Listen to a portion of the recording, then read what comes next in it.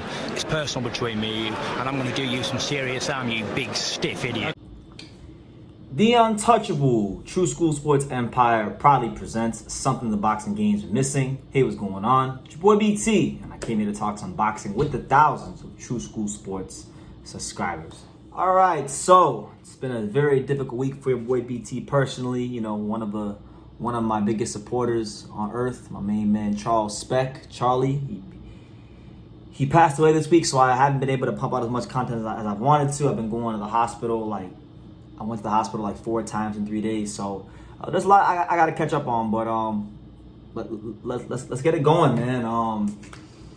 You know, I was mildly excited for the Anthony Joshua Dillian Whyte rematch only because you had Filip Hrgovic fighting Dempsey McKean on the undercard, and I'm a big Filip Hrgovic supporter. I think he's one of the better heavyweights out there, and he's being hard done by boxing and just his place in boxing.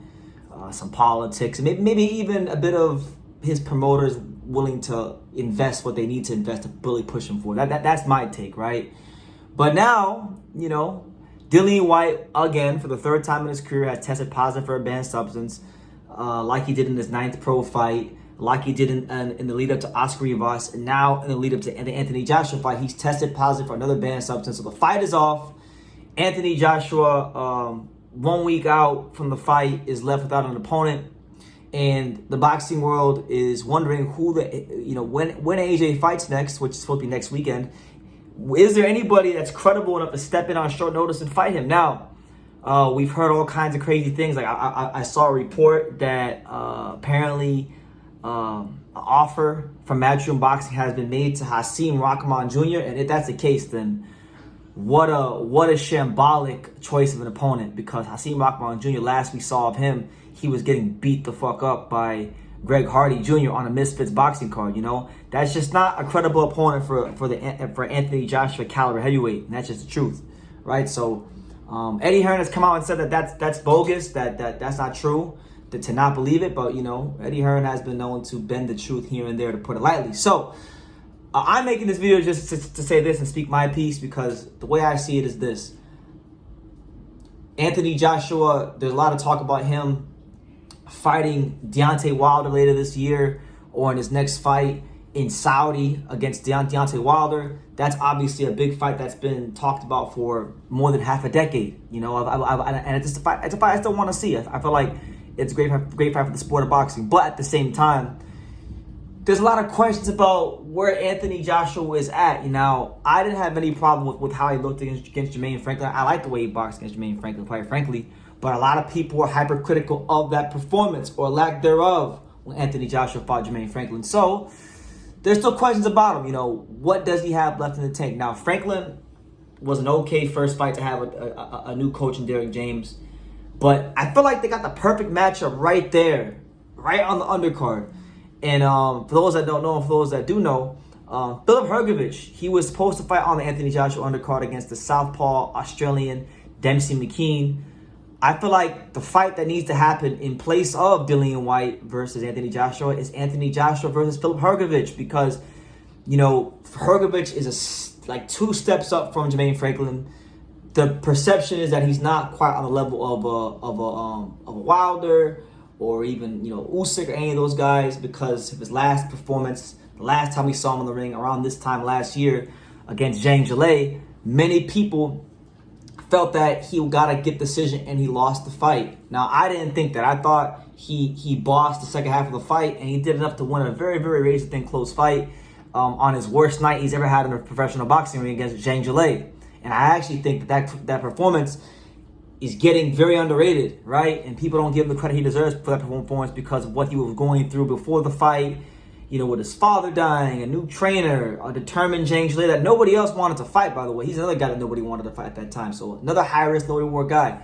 So there's questions about Hrgovic, right? And there's a lot of questions about AJ. And I feel like if we're going to get answers to the heavyweight division on both of them, the ideal fight to make is both of them. Now, I've been very adamant. I've stated it on here right after the Zhang Zhilei fight that I think if Anthony Joshua ever fought Filip Hrgovic, it would be, if not his last fight, one of his last fights in boxing, because I think Filip Hrgovic would beat him and beat him very soundly. That's my belief. I don't think the guy we saw in the Zhang Zhilei fight is the best Filip Hrgovic, but even on his worst night, he found a way to get it done. And that performance, whether you thought he won or lost, has aged in a major and mighty way ever since we saw the demolition job Zhang did to Joe Joyce. So it's the natural progression. Like, Hrgovic is a guy that's teetering right there between that upper contender level, champion level. People have their questions about him. It's a fight that people, I think AJ will probably go in as a favorite in, but there's going to be a lot of questions because it is a dangerous fight. Hrgovic has deep amateur pedigree. Hrgovic is a guy that has, punching power. He can box. He as much as people want to question his durability, Zhang didn't iron him out, so he does have some durability to fight the way he did in the second half of that fight. So I think this is an amazing fight for the division, and I feel like Eddie Hearn needs to make this fight happen, and I've called for this fight on Instagram. I've made it very known. I've tagged Eddie Hearn in my stories. He saw my story. So if he does make the fight, we just know that Eddie Hearn is doing what he can to try to preserve Anthony Joshua before, a Wilder fight. Now, with that being said, I can't just blame Eddie Hearn and Joshua. I got to put a little bit of pressure on people that run Hrgovic's career. The Sauderlands, they say they believe in Hrgovic. They say he's the most avoided. They say he's this. They say he's that. But my thing is, they need to do whatever it takes to get him in the ring with Anthony Joshua. So if they got to, I don't know what they got to do, but whatever they got to do, then now it's time to do it. Because I don't really see why, if Matchroom Boxing, Eddie Hearn, all parties involved, if they are to make an offer to Sauderland and Hrgovic, I don't see why the fight doesn't happen. Hrgovic would probably stand to make more money fighting Joshua in a non-title fight than he would with Usyk in an undisputed fight if he's able to finally, get his mandatory obligation honored and get the fight with Usyk. You know what I'm saying? So I think from a boxing standpoint, from a business standpoint, from what it could do for his career standpoint, the fight makes so much sense with Filip Hrgovic. I think the question comes down to two things. Will Keith Connolly, his new manager, and the Sauderlands, will they make the fight happen if the offer is presented? And more importantly, I think this more importantly than the Sauderlands, is Eddie Hearn confident enough in Anthony Joshua to make a fight like that? Because it still is a dangerous fight. We know Anthony Joshua isn't exactly George Chuvalo or Gennady Golovkin or Danny Garcia when it comes to his chin.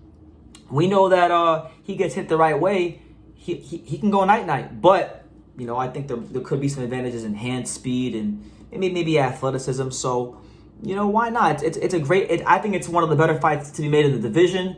It gives us a clear-cut picture of who's who in the division.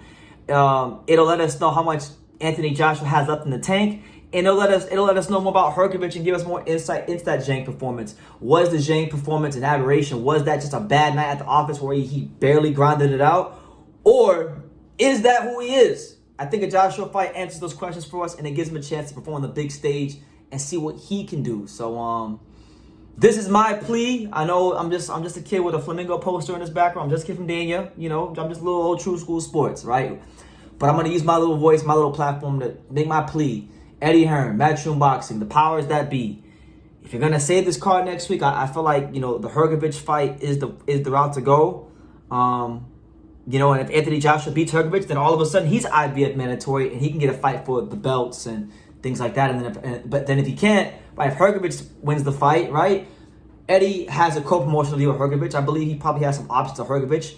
Hrgovic is technically a Sauderland fighter, but he's co-promoted by Matchroom. So it's not like Eddie Hearn's going to lose if he loses. If Anthony Joshua loses, Eddie Hearn's not losing. So that's what I'm saying. The fight makes so much sense. I don't think it's one that should be squandered. If there was ever a time for it to be made, it is right now. And I just want to see a great. I feel like boxing this year has had a lot of great fights. We had Inoue Fulton, Benavidez Plant, Crawford Spence, Taylor Lopez, and a whole host of great fights to be proud of.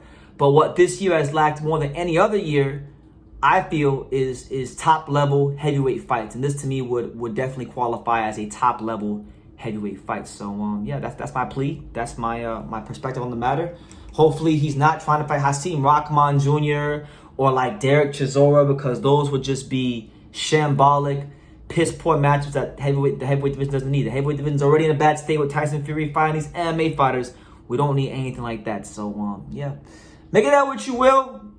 Anthony Joshua, Filip Hrgovic is what needs to happen next. I would like to hear from you guys, so leave your comments down below. Make sure you guys take the time to subscribe. And like I say in every single one of these videos, you can love me or you can hate me, but I'm just kidding, dang it. So until next time, take care, guys. Thank you for watching another video on the untouchable True School Sports Empire. We're here at the Hatanaka Boxing Gym in Nagoya, Japan. And for more great videos just like this one, make sure you guys click right here.